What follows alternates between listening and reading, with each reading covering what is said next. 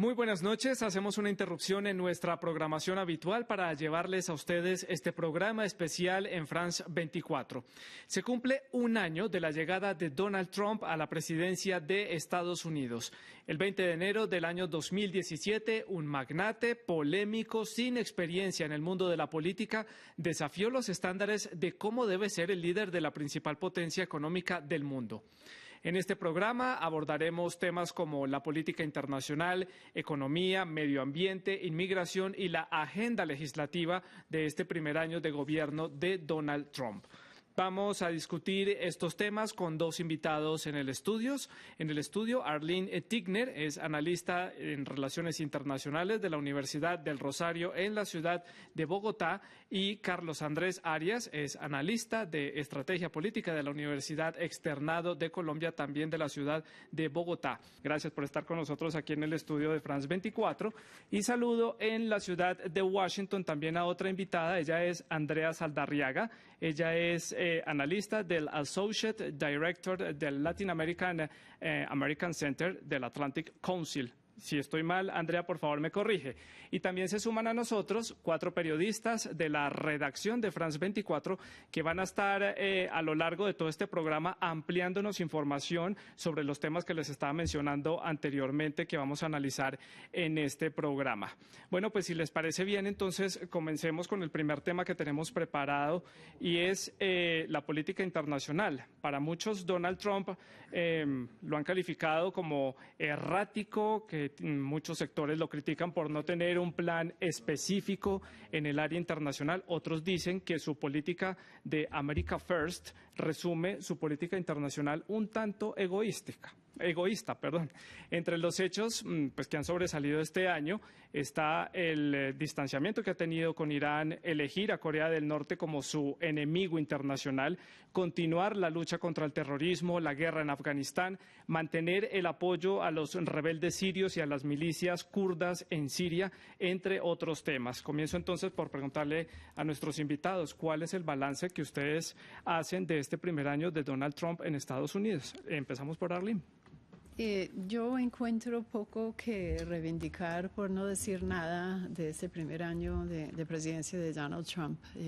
En temas de política internacional, no solo ha sido errático, sino que ha roto con distintos cánones de conducta que ha llevado tanto a Estados Unidos durante décadas, sin importar el partido en el gobierno, sino las reglas de juego generales de la diplomacia.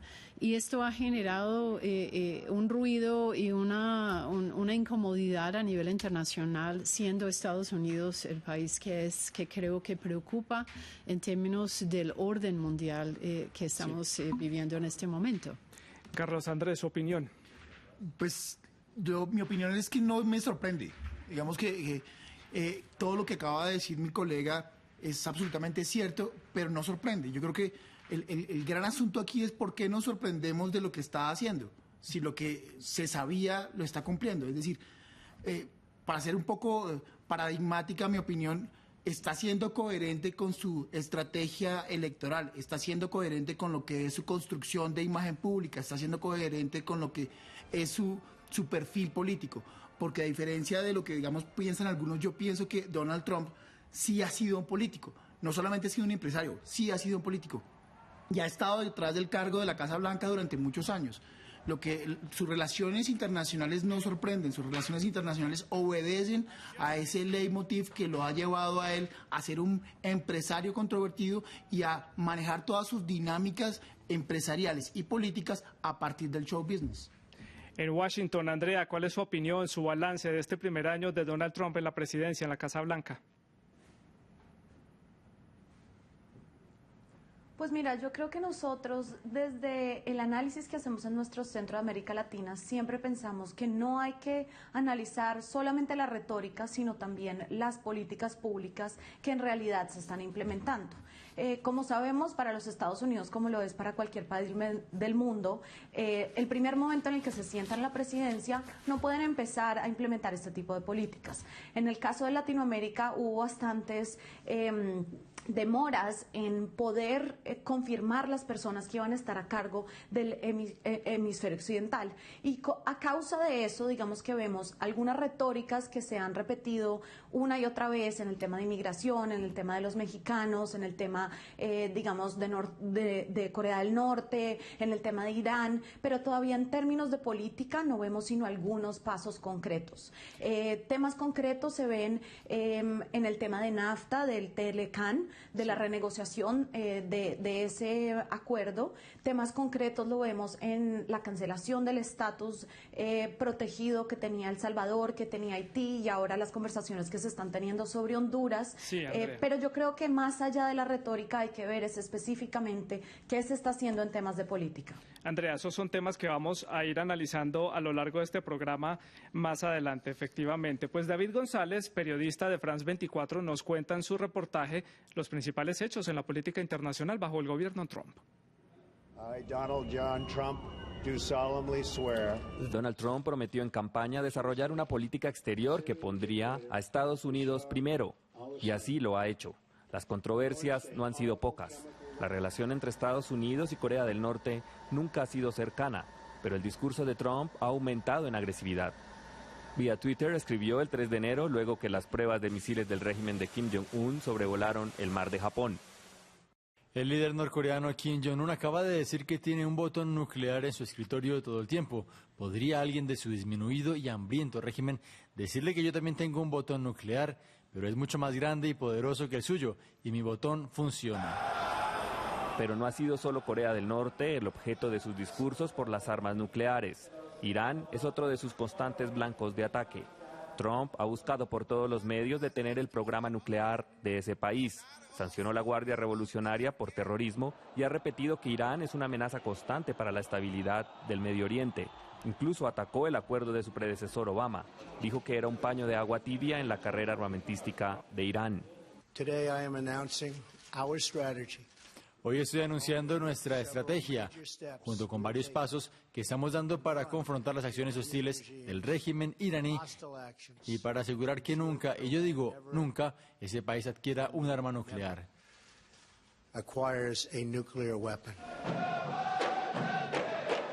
Como si fuera poco, el anuncio de Trump sobre Jerusalén sacudió el Medio Oriente. Es tiempo de reconocer oficialmente a Jerusalén como la capital de Israel. Las protestas esta vez llegaron hasta la misma ONU, donde pese a las amenazas, 128 países votaron a favor de una resolución en la decisión de Trump. Y nada hace prever que la tormenta Trump vaya a detenerse este 2018. Era un contexto de lo que ha sido este año en materia de política internacional desde Estados Unidos. Tal vez el tema más espinoso es Corea del Norte. Carlos, ¿qué piensa al respecto? Mi opinión con respecto a Corea del Norte es que sí, claro, es absolutamente grave lo que está haciendo, maneja la política internacional y lo que es la diplomacia internacional con un trino, y digamos que se deshace de todas esas dinámicas que son lógicas en la ciencia política. Sin embargo, mi percepción es que no va a poder llegar a unas instancias más complejas o más coyunturales, porque no creo que vaya a graduar de enemigos a enemigos, valga la redundancia, tan poderosos. Creo que sus retaliaciones van a ser mucho más fuertes en América Latina. Arlene, ¿qué piensa? Yo veo el manejo de Corea del Norte una fuente central de preocupación mundial. No solo es el manejo a través de trinos de una relación que históricamente ha sido muy compleja, sino la creciente agresividad en el tono manejado por Trump y el gobierno frente al régimen de Corea del Norte, a sabiendas que estamos hablando de un régimen dispuesto a utilizar armas nucleares en caso de tener que hacerlo para defenderse. Entonces, esto es un acto de irresponsabilidad inmensa que es difícil de comprender. Andrea, y desde Washington, ¿cuál es la óptica desde allí? ¿Qué piensan ustedes sobre el tema de Corea del Norte?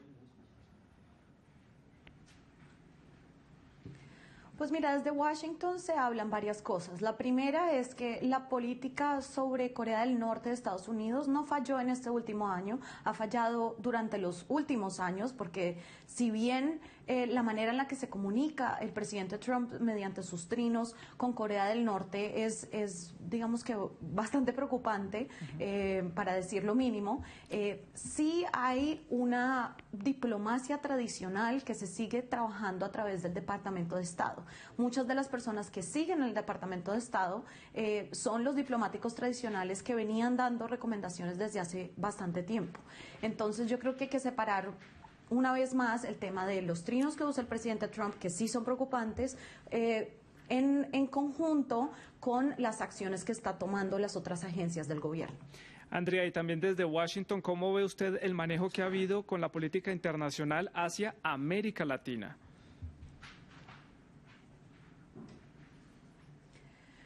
Pues mira, el tema es preocupante en dos categorías. La primera es que estamos volviendo a que se habla solamente de América Latina en términos de drogas, en términos de migración, y Latinoamérica es muchísimo más que eso. Son países que cada vez son países más importantes a nivel mundial, que están creciendo económicamente, que claro, tenemos problemas y los estamos solucionando, pero que no solamente somos una región de drogas y de migración. Sí. Por otro lado, también el tema comercial, veremos qué pasa cuando se terminen las negociaciones del TLCAN.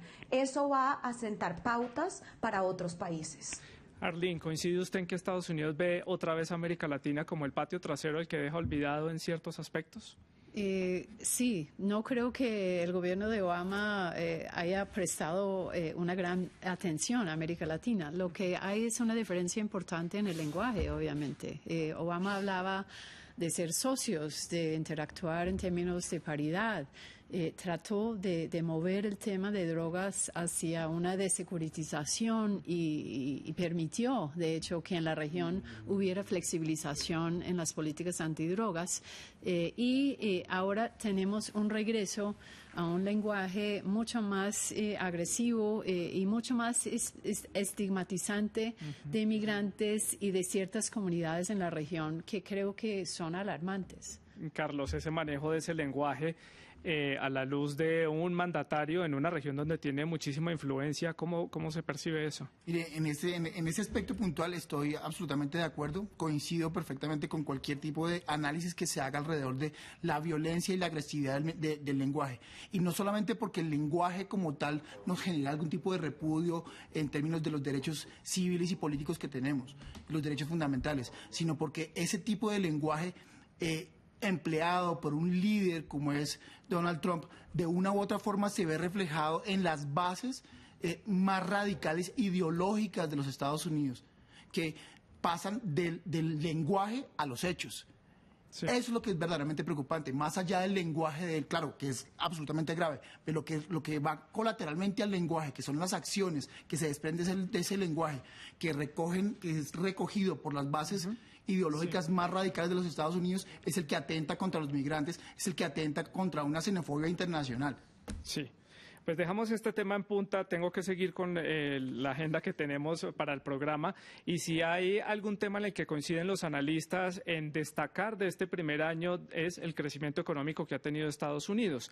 El desempleo llega al 4,1%, es el más bajo en 16 años, han sido creados cerca de 1 millón de empleos y hasta el índice bursátil Dow Jones ha tenido récords que no se habían visto en su historia. Le pregunto entonces a mis invitados en el estudio de Washington, ¿coinciden ustedes en que estos buenos resultados son parte de la gestión o de buenas acciones que ha tenido Donald Trump, o simplemente es parte de ese impulso que logró hacer Barack Obama, porque recordemos que él recibió el país en unas condiciones económicas mucho más difíciles y logró hacer despegar la economía? Arlene, ¿qué veo que está que habla al respecto?